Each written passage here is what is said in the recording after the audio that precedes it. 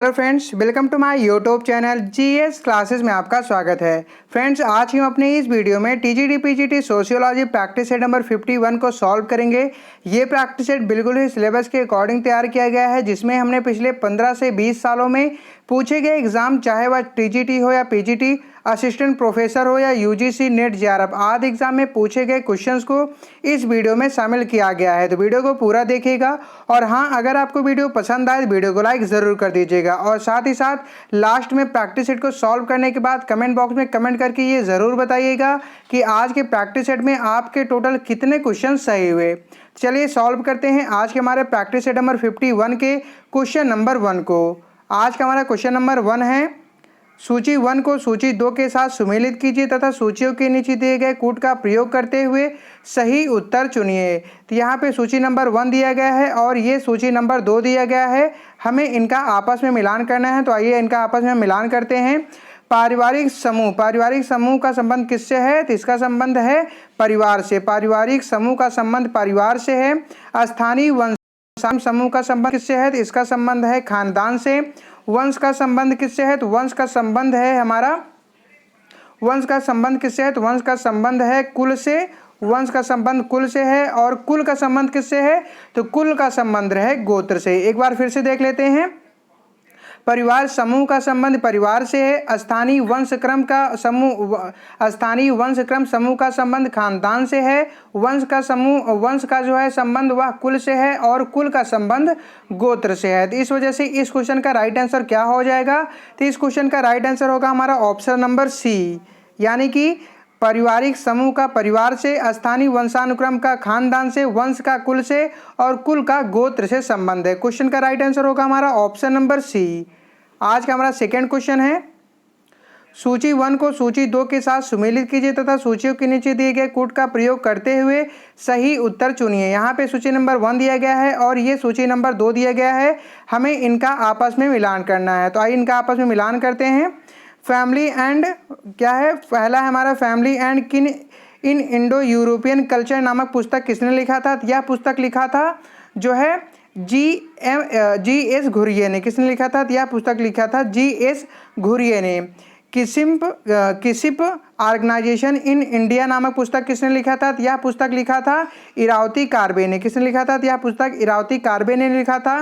तीसरा है हमारा marriage and family in India नामक पुस्तक किसने लिखा था? यह पुस्तक लिखा था के.एम. कपाड़िया ने। किसने लिखा था? यह पुस्तक के.एम. कपाड़िया ने लिखा था। और लास्ट है हमारा family and kinship study of the Pandits in rural Kashmir नामक पुस्तक किसने लिखा था? यह पुस्तक लिखा था टी.एन. मदन ने। किसने? यह टी.एन. मदन ने लिखा था। एक बार फिर से देख लेते हैं। फैमिली एंड किन इन इंडियो यूरोपियन कल्चर नामक पुस्तक लिखा था जी.एस. घुरिये ने। किसिप ऑर्गेनाइजेशन इन इंडिया नामक पुस्तक लिखा था इरावती कार्बे ने। Marriage and family in Indian नामक पुस्तक लिखा था के.एम. कपाड़िया ने। और लास्ट है family and kinship study of the Pandits in rural Kashmir नामक पुस्तक लिखा था टी.एन. मदन ने। तो इस क्वेश्चन का राइट आंसर क्या हो जाएगा? तो इस क्वेश्चन का राइट आंसर होगा हमारा ऑप्शन नंबर सी।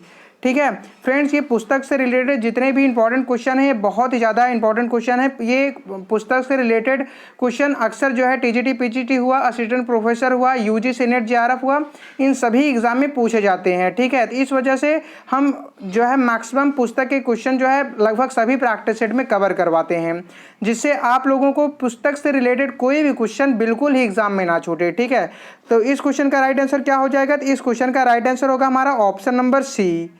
आज का हमारा अगला प्रश्न है, एक पुरुष सहपूर्वज के वंशजों को कहते हैं। एक पुरुष सहपूर्वज के वंशजों को कहते हैं, क्या कहते हैं?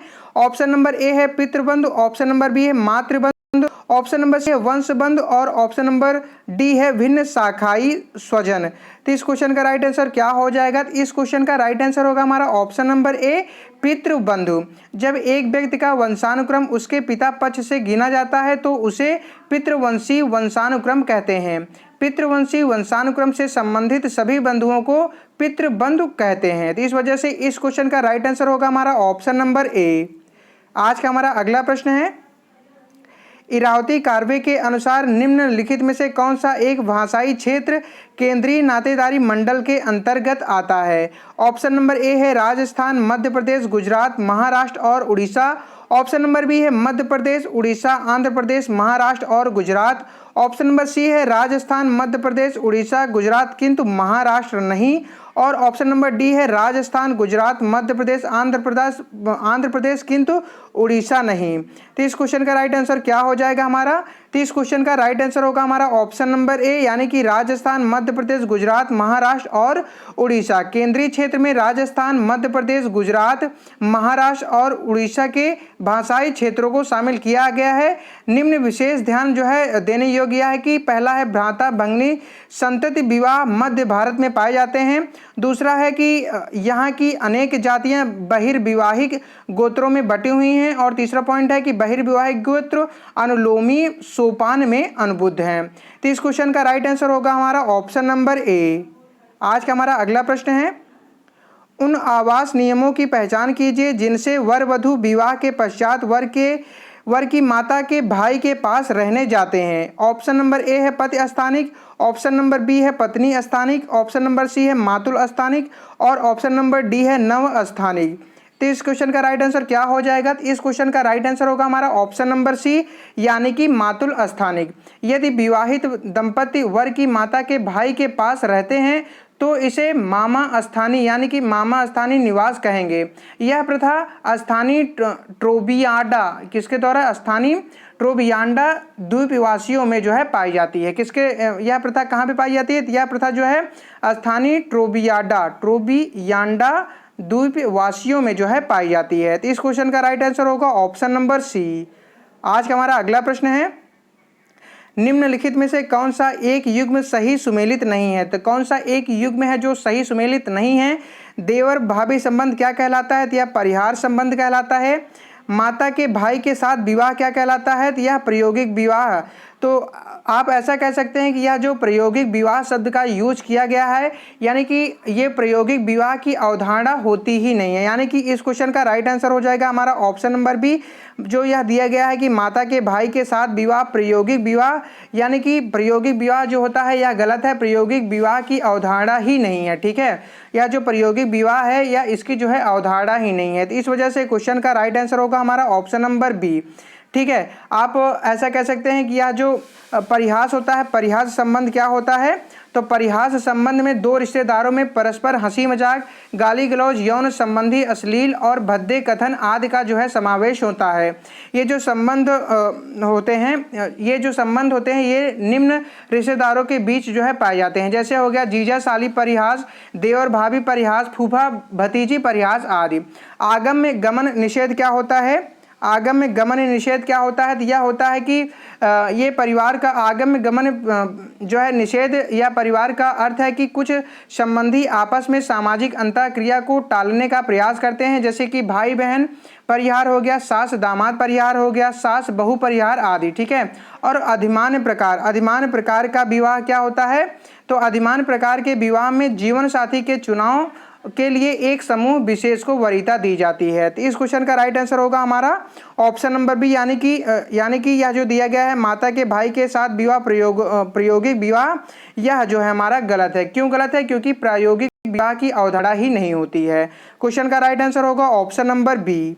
आज का हमारा अगला प्रश्न है, क्रय द्वारा किया गया विवाह कहलाता है, क्या कहलाता है? ऑप्शन नंबर ए है आर्ष विवाह, ऑप्शन नंबर बी है असुर विवाह, ऑप्शन नंबर सी है राक्षस विवाह और ऑप्शन नंबर डी है पैशाच विवाह। तो इस क्वेश्चन का राइट आंसर क्या हो जाएगा? तो इस क्वेश्चन का राइट आंसर होगा हमारा ऑप्शन नंबर बी, असुर विवाह। असुर विवाह एक निम्न कोटि का विवाह माना जाता है जिसमें कन्या का पिता कन्या का मूल्य देकर विवाह कराता है। इसे सामान्यतः बेटी बेचवा कहकर जो है समाज में आलोचना की जाती है। तो इस वजह से क्वेश्चन का राइट आंसर होगा ऑप्शन नंबर बी। आज का हमारा अगला प्रश्न है, एक ऐसी व्यवस्था जिसके अंतर्गत एक स्त्री को नीची जात के व्यक्ति से विवाह की अनुमति है किंतु इसके विपरीत विवाह की अनुमति नहीं है, कहलाती है, क्या कहलाती है? ऑप्शन नंबर ए है अनुलोम विवाह, ऑप्शन नंबर बी है प्रतिलोम विवाह, ऑप्शन नंबर सी है स्वरिता विवाह और ऑप्शन नंबर डी है बहिर्विवाह। क्या है? ऑप्शन नंबर डी है बहिर्विवाह। तो इस क्वेश्चन का राइट आंसर क्या हो जाएगा? तो इस क्वेश्चन का राइट आंसर होगा हमारा ऑप्शन नंबर क्या होगा इस क्वेश्चन का राइट आंसर हो जाएगा हमारा ऑप्शन नंबर बी प्रतिलोम विवाह। क्या कहलाता है? यह प्रतिलोम विवाह कहलाता है। अनुलोम विवाह में वर उच्च कुल का होता है और वधु निम्न कुल की, जबकि प्रतिलोम विवाह में होता है कि एक स्त्री का अपने से नीचे जात के पुरुष के साथ विवाह। इस तरह के विवाह मान्य या स्वीकार्य नहीं है, जबकि एकाधिक पुरुष अथवा स्त्रियां विवाह संबंध में बंधते हैं तो ऐसे विवाह को जो है बहिर्विवाह कहते हैं। क्वेश्चन का राइट आंसर होगा हमारा ऑप्शन नंबर बी। आज का हमारा अगला प्रश्न है, विस्तृत परिवार मूल परिवार का उल्टा है, यह विद्यमान नहीं है। किसमें विद्यमान नहीं है? ऑप्शन नंबर ए है संयुक्त राज्य अमेरिका में, ऑप्शन नंबर बी है भारत में, ऑप्शन नंबर सी है जापान में और ऑप्शन नंबर डी है चीन में। तो इस क्वेश्चन का राइट आंसर क्या होगा? तो इस क्वेश्चन का राइट आंसर हो जाएगा हमारा ऑप्शन नंबर ए, यानी कि संयुक्त राज्य अमेरिका में। विस्तृत परिवार में कई पीढ़ियां एक स्थान पर एक साथ निवास करती हैं। डॉक्टर दुबे के अनुसार, किसके अनुसार? डॉक्टर दुबे के अनुसार विस्तृत परिवार की संज्ञा उस परिवार संकुल को दी जाती है जो वंशानुक्रम से संबंध होते हुए भी अपनी भिन्न भिन्न इकाइयों के रूप में परिवार में बटे हुए हैं। तो इस क्वेश्चन का राइट आंसर होगा हमारा ऑप्शन नंबर ए, संयुक्त राज्य अमेरिका, यानी कि विस्तृत परिवार मूल परिवार का उल्टा है, यह संयुक्त राज्य अमेरिका में विद्यमान नहीं है। क्वेश्चन का राइट आंसर ऑप्शन नंबर ए। आज का हमारा अगला प्रश्न है, कौन स्तरण को समकलनात्मक सिद्धांत के रूप में देखता है? ऑप्शन नंबर ए है Max Weber, option number B है रैल्फ, ऑप्शन नंबर सी है टालकाट पार्सन्स और ऑप्शन नंबर डी है सी राइट मिल्स। तो इस क्वेश्चन का राइट आंसर क्या हो जाएगा? तो इस क्वेश्चन का राइट आंसर होगा हमारा ऑप्शन नंबर सी, यानी कि टालकाट पार्सन्स। टालकाट पार्सन के अनुसार सामाजिक स्तरण का अर्थ किसी सामाजिक व्यवस्था में व्यक्तियों का ऊंचे नीचे के क्रम विन्यास विभाजन करना है। व्यक्ति की परिस्थिति निर्धारण में पार्सन्स ने 6 प्रकारों का योगदान बताया है। नातेदारी समूह की सदस्यता, व्यक्तिगत विशेषताएं या गुण, अर्जित उपलब्धियां, द्रव्यजात, सत्ता व व्यक्ति। तो इस क्वेश्चन का राइट आंसर होगा ऑप्शन नंबर सी। आज का हमारा अगला प्रश्न है, सूची 1 को सूची 2 के साथ सुमेलित कीजिए तथा सूचियों के नीचे दिए गए कूट का प्रयोग करते हुए सही उत्तर का चुनाव कीजिए। तो यहाँ पे सूची नंबर 1 दिया गया है और ये हमारा सूची नंबर 2 है, इन्हें हमें आपस में मिलान करना है। पहला है होमो हायरार्किकिस। होमो हायरार्किकस यह किससे संबंधित है? यह संबंधित है एल ड्यूमस से। किससे संबंधित है? यह एल ड्यूमस से संबंधित है। दूसरा है कास्ट इन मॉडर्न इंडियन, पुस्तक किसने लिखा था? यह किससे संबंधित है? यह संबंधित है एम.एन. श्रीनिवास से। किससे संबंधित है? यह एम.एन. श्रीनिवास से संबंधित है। कास्ट क्लास पावर नामक पुस्तक किसने लिखा था? यह संबंधित है ए बेतेई से। किससे? ए बेतेई से। और कास्ट इन इंडियन पॉलिटिक्स नामक पुस्तक किसने लिखा था? यह लिखा था आर कोठारी ने। एक बार फिर से देख लेते हैं, होमो हायरार्किकस पुस्तक जो है एल ड्यूमा ने, caste in modern India M N. Srinivas ने, कास्ट क्लास पावर नामक पुस्तक ए बेतेई ने और कास्ट इन इंडियन पॉलिटिक्स नामक पुस्तक आर कोठारी ने लिखी थी। क्वेश्चन का राइट आंसर क्या हो जाएगा? तो इस क्वेश्चन का राइट आंसर होगा हमारा ऑप्शन नंबर सी, यानी कि होमो हायरार्किकस का एल ड्यूमा से, कास्ट इन मॉडर्न इंडिया का एम.एन. श्रीनिवास ने, कास्ट क्लास पावर का ए बेतेई से और कास्ट इन इंडियन पॉलिटिक्स नामक पुस्तक आर कोठारी ने लिखी थी। क्वेश्चन का right answer option number C. आज का हमारा अगला प्रश्न है, मार्क्स के सिद्धांत में वर्ग चेतना का केंद्रीय तत्व क्या है? ऑप्शन नंबर ए है वर्ग एवं संस्कृत, ऑप्शन नंबर बी है वर्ग और श्रेणीकरण, ऑप्शन नंबर सी है अपने आप में वर्ग और ऑप्शन नंबर डी है अपने आप के लिए वर्ग। तो इस क्वेश्चन का राइट आंसर क्या हो जाएगा? तो इस क्वेश्चन का राइट आंसर होगा हमारा ऑप्शन नंबर डी, अपने आप के लिए वर्ग। मार्क्स और एंजल्स ने अपनी पुस्तक जर्मन आइडियोलॉजी में 2 नई अवधारणाएं रखी हैं, अपने आप में वर्ग और अपने लिए वर्ग। जब एक धंधे में काम करने वाले लोग संगठित हो जाते हैं और उनमें यह चेतना आ जाती है कि हम एक ही पेशे में हैं, तो इस तरह का समूह अपने आप में वर्ग है। दूसरी ओर धंधों में फेराफेर हो सकता है, लेकिन काम करने वाले व्यक्तियों की हैसियत सामान्यतः कामगार की होती है और वे इसे सामान्यता के आधार पर चेतना और संगठन बना जो है लेते हैं, तो यह जो है अपने आप के लिए वर्ग हो जाता है। तो इस वजह से हमारे इस क्वेश्चन का राइट आंसर क्या होगा? क्वेश्चन का राइट आंसर होगा हमारा ऑप्शन नंबर डी। आज का हमारा अगला प्रश्न है, सामाजिक स्तरीकरण का अध्ययन है। पॉइंट नंबर 1 है सामाजिक समस्याओं का अध्ययन, पॉइंट नंबर 2 है सामाजिक विभेदों का अध्ययन, पॉइंट नंबर 3 है सामाजिक असमानताओं का अध्ययन और पॉइंट नंबर 4 है सामाजिक विघटन का अध्ययन। क्वेश्चन क्या कह रहा है? क्वेश्चन कह रहा है कि नीचे दिए गए कूट का प्रयोग करते हुए सही उत्तर का चुनाव कीजिए। तो इस क्वेश्चन का राइट आंसर क्या हो जाएगा? तो इस क्वेश्चन का राइट आंसर क्या हो जाएगा? तो इस क्वेश्चन का राइट आंसर होगा हमारा ऑप्शन नंबर डी यानी 2 और 3, यानी कि सामाजिक विभेदों का अध्ययन और सामाजिक असमानताओं का अध्ययन। ठीक है, टालकट पार्सन्स के अनुसार सामाजिक स्तरीकरण का अर्थ किसी सामाजिक व्यवस्था में व्यक्तियों का ऊंचे एवं नीचे क्रम विन्यास में विभाजन है। सामाजिक स्तरीकरण के मूल तत्व निम्न है। पहले नंबर पे आता है सामाजिक विभेदीकरण, दूसरा है सामाजिक असमानता, तीसरा है उच्चता और अधीनता की सामाजिकता मान्यता। तो इस क्वेश्चन का राइट आंसर क्या होगा? तो क्वेश्चन का राइट आंसर हो जाएगा हमारा ऑप्शन नंबर डी। आज का हमारा अगला प्रश्न है, निम्नलिखित कथनों पर विचार कीजिए। यहाँ पे 2 कथन दिए गए हैं, पहले को कथन ए से और दूसरे को उसके कारण आर से दर्शाया गया है। कथन ए कह रहा है कि विभेदीकरण निर्दिष्ट करता है कि कैसे वस्तु अथवा लोग एक दूसरे से अलग पहचाने जा सकती हैं, और इसका कारण दिया गया है कि स्तरीकरण वस्तुओं अथवा लोगों के स्तरीकरण को निर्दिष्ट करता है। क्वेश्चन क्या कह रहा है? क्वेश्चन कह रहा है कि नीचे दिए गए कूट का प्रयोग करते हुए सही उत्तर का चुनाव कीजिए। तो इस क्वेश्चन का राइट आंसर क्या होगा? तो इस क्वेश्चन का राइट आंसर हो जाएगा हमारा ऑप्शन नंबर बी, यानी कथन ए तथा कारण आर दोनों सही हैं, परंतु कारण आर कथन ए की सही व्याख्या नहीं कर रहा है। क्यों नहीं कर रहा है? तो आइए जानते हैं। विभेदीकरण की प्रक्रिया में क्या होता है कि विभेदीकरण की प्रक्रिया में विभाजन तो होता है, किंतु ऊंच और नीच की भावना जो कि स्तरीय में पाई जाती है का अभाव होता है। सामाजिक स्तरीकरण सामाजिक असमानता का एक स्वरूप है, परंतु यह जरूरी नहीं है कि सामाजिक असमानता होने पर सामाजिक स्तरीकरण हो, लेकिन सामाजिक स्तरीकरण होने पर अनिवार्य रूप से सामाजिक असमानता होगी। इसी वजह से कथन ए और कारण आर दोनों सही हैं, परंतु कारण आर जो है यह कथन ए का सही स्पष्टीकरण नहीं कर रहा है। तो इस वजह से क्वेश्चन का राइट आंसर होगा हमारा ऑप्शन नंबर बी। आज का हमारा अगला प्रश्न है, निम्नलिखित कथनों पर विचार कीजिए। यहाँ पे 2 कथन दिए गए हैं, पहले को कथन ए से और दूसरे को उसके कारण आर से दर्शाया गया है। कथन ए कह रहा है कि असमानता का मूल आर्थिक परिस्थिति अथवा शक्ति संबंधों में हो सकता है, और इसका कारण दिया गया है कि आर्थिक संबंधों पर आधारित असमानता वस्तुनिष्ठ असमानता कहलाती है। क्वेश्चन क्या कह रहा है? क्वेश्चन कह रहा है कि नीचे दिए गए कूट का प्रयोग करते हुए सही उत्तर का चुनाव कीजिए। तो इस क्वेश्चन का राइट आंसर क्या हो जाएगा? तो इस क्वेश्चन का राइट आंसर होगा हमारा ऑप्शन नंबर बी, यानी कि कथन ए तथा कारण आर दोनों सही हैं, परंतु कारण आर कथन ए की सही व्याख्या नहीं कर रहा है। तो क्यों नहीं कर रहा है? तो आइए जानते हैं।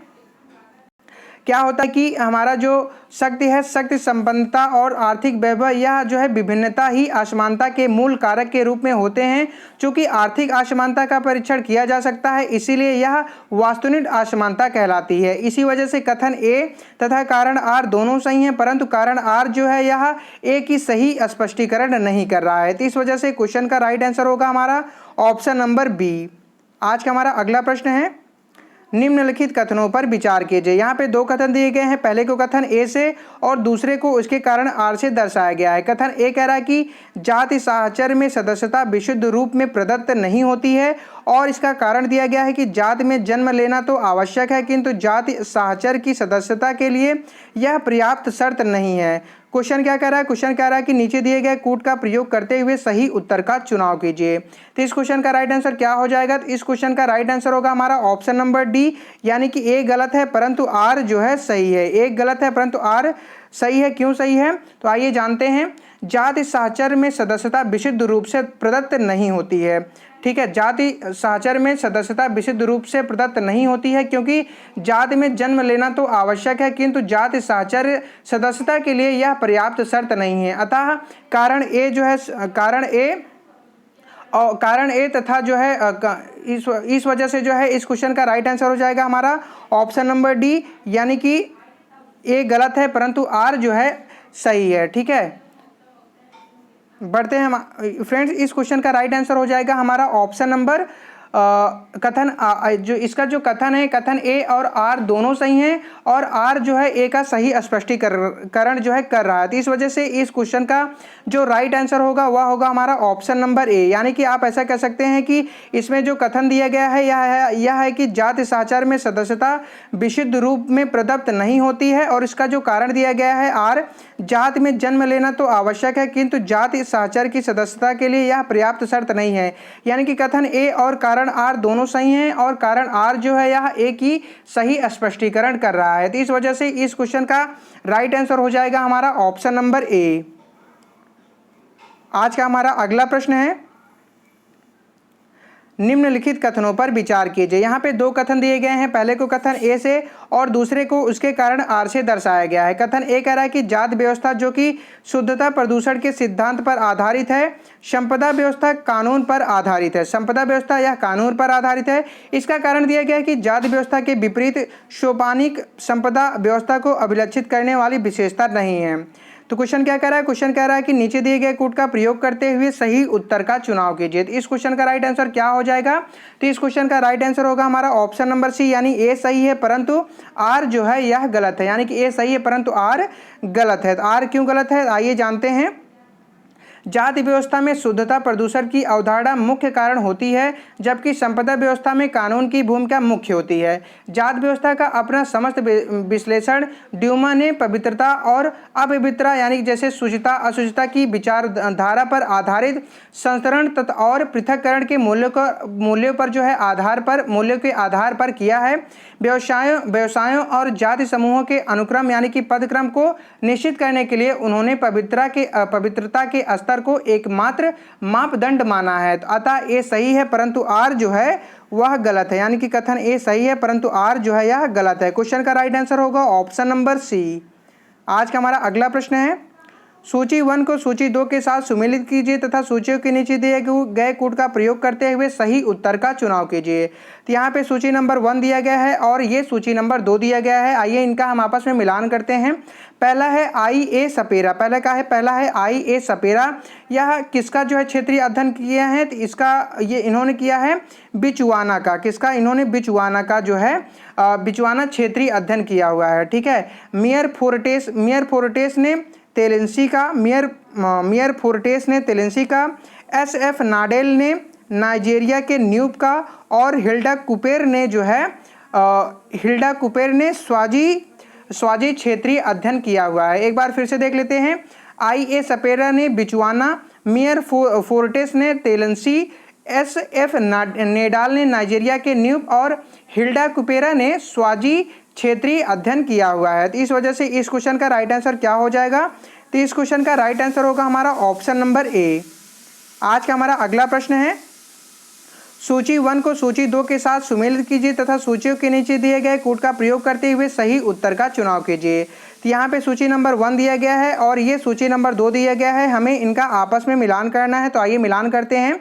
प्रक्रम उत्पादन, पहला हमारा प्रक्रम उत्पादन यह किससे संबंधित है, तो यह जो है उत्तर औद्योगिक समाज से संबंधित है। किससे संबंधित है, यह उत्तर औद्योगिक समाज से संबंधित है।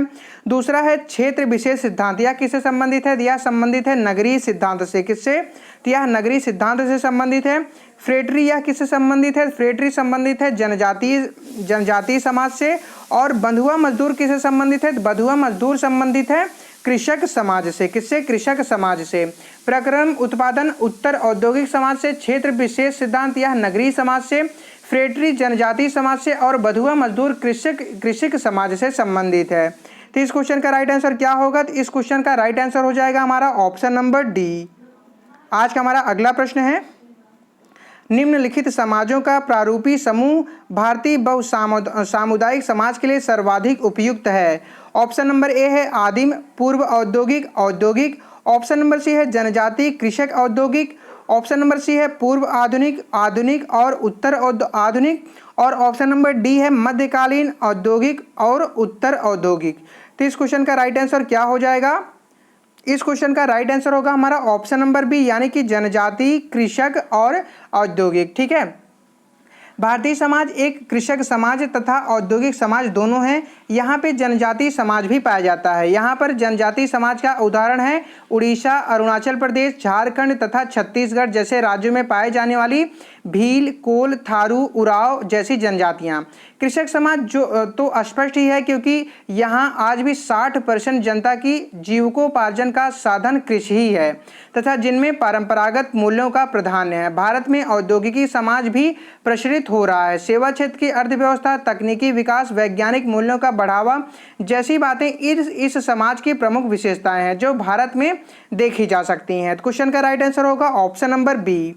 आज का हमारा अगला प्रश्न है, बेबर की शक्ति का उदाहरण है। फ्रेंड्स, यह क्वेश्चन जो कि आप लोगों से प्रैक्टिस सेट नंबर 50 में पूछा गया क्वेश्चन था। तो इस क्वेश्चन का राइट आंसर क्या हो जाएगा, तो कुछ लोगों ने इस क्वेश्चन का राइट आंसर गलत बताया था, बट आज हमने प्रैक्टिस सेट नंबर 51 में इसको कवर किया हुआ है। तो इस क्वेश्चन का राइट आंसर क्या होगा, तो इस क्वेश्चन का राइट आंसर हो जाएगा हमारा ऑप्शन नंबर सी, यानी कि जीरो सम शक्ति। वेबर की शक्ति की अवधारणा है जीरो सम शक्ति, यानी कि आप ऐसा कह सकते हैं कि वेबर की शक्ति की अवधारणा क्या है, तो वेबर की शक्ति की अवधारणा है जीरो सम शक्ति। फ्रेंड्स, आज का हमारा लास्ट प्रश्न है, संविधान उदाहरण है। संविधान किसका उदाहरण है? फ्रेंड्स, जैसा कि आपको पता है कि हमारे सभी प्रैक्टिस सेट के लास्ट क्वेश्चन को आप लोगों के लिए छोड़ दिया जाता है, यानी कि प्रैक्टिस सेट नंबर 51 के क्वेश्चन नंबर 22 का आंसर आप लोगों को कमेंट बॉक्स में कमेंट करके बताना है कि इस क्वेश्चन का राइट आंसर क्या होगा। फ्रेंड्स, उम्मीद करता हूं कि आपको वीडियो पसंद आया होगा। अगर आपको वीडियो पसंद आया है तो प्लीज़ वीडियो को लाइक कर दें, और अगर आपको वीडियो पसंद नहीं आया है तो आप वीडियो को डिसलाइक कर दें। और आपने वीडियो को डिसलाइक क्यों किया है इसको कमेंट बॉक्स में कमेंट करके जरूर बताएं, जिससे क्या होगा कि हम आपके कमेंट को अपने नेक्स्ट वीडियो में जरूर कंसीडर करेंगे। और साथ ही साथ लास्ट में आप लोग यह जरूर बताइएगा कि आज के प्रैक्टिस सेट में आपके टोटल कितने क्वेश्चन सही हैं। फ्रेंड्स, हमारे चैनल पर पहली बार विजिट करें तो चैनल को सब्सक्राइब कर बेल आइकन को प्रेस कर दीजिएगा, ताकि आपको हमारे आने वाले सभी वीडियो का नोटिफिकेशन मिलता रहे। तो चलिए मिलते हैं हम आपसे अपने नेक्स्ट वीडियो में, तब तक के लिए जय हिंद, वंदे मातरम।